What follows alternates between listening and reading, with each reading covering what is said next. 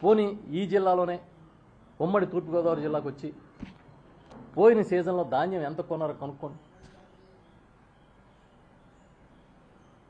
ఎంత తక్కువ కొన్నారో కనుక్కోండి. మరి మీరు ఎందుకు చీమ కుట్టినట్టు కూడా లేకుండా బిహేవ్ చేస్తున్నారు? ఆ రోజు జగన్మోహన్ రెడ్డి గారు ముఖ్యమంత్రిగా ఉండగా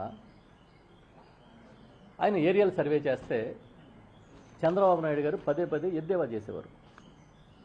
గాల్లో తిరిగితే తెలుస్తుందా, గాల్లో తిరిగితే ఏం కనిపిస్తుంది?